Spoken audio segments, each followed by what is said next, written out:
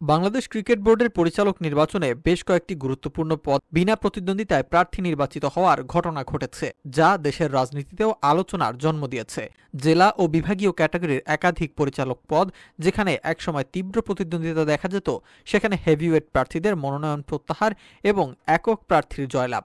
অনেকের কাছেই এটি দেশের আসন্ন জাতীয় নির্বাচনের জন্য একটি আগাম সংকেত। বাংলাদেশ ক্রিকেট বোর্ডের নির্বাচন প্রক্রিয়া শুরুর পর থেকেই নাটকীয়তা তুঙ্গে ছিল।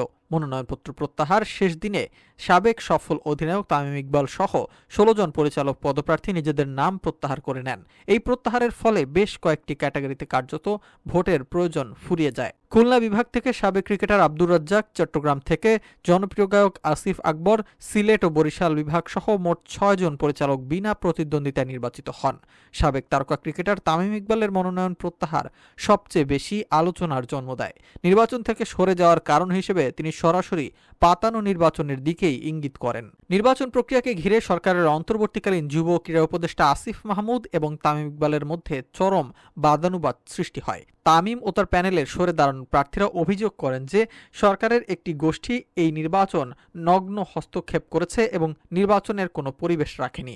ক্রীড়া উপদেষ্টা আসিফ মাহমুদ অবশ্য উল্টোটা দাবি করেছেন। তিনি বলেছেন, মূলত তামিমপন্থীরাই নির্বাচন ফিক্স করার চেষ্টা করেছিলেন এবং ব্যর্থ হয়েছেন। তিনি আরও বিস্ফোরক মন্তব্য করে বলেন, বিরোধী পক্ষের প্রতি ইঙ্গিত করে যদি নির্বাচন করেন ৬ মাস পরে পরিণতি ভোগ করতে হবে, এর মতো হুমকি দেওয়া হয়েছে, যা জাতীয় নির্বাচনের হুমকির প্রতিও ইঙ্গিত বহন করে। ক্রিকেট বোর্ডের নির্বাচন বরাবরই দেশের রাজনীতি ও ক্ষমতার প্রভাব থেকে মুক্ত ছিল না, তবে এবারের নির্বাচন ঘিরে যেন তীব্র অভিযোগ ও একতরফা জয় এসেছে, তা রাজনৈতিক মহলে আলাদা আলোচনার জন্ম দিয়েছে। বিশ্লেষকরা মনে করছেন, এই বিনা প্রতিদ্বন্দ্বিতায় দুটি নির্বাচন বিশেষ ইঙ্গিত দেয়: ১.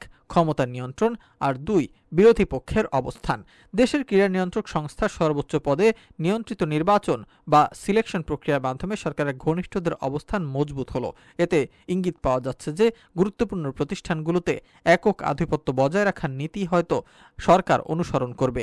আবার বিরোধী শিবিরের হেভিওয়েট প্রার্থীদের সরে দাঁড়ানোর ইঙ্গিত দিচ্ছে যে তারা হয়তো বর্তমান রাজনীতির পরিস্থিতিতে প্রতিযোগিতার পরিবেশ দেখছেন না, বা বৃহত্তর সমঝোতার কারণে তারা নিজেদের প্রত্যাহার করে নিয়েছেন।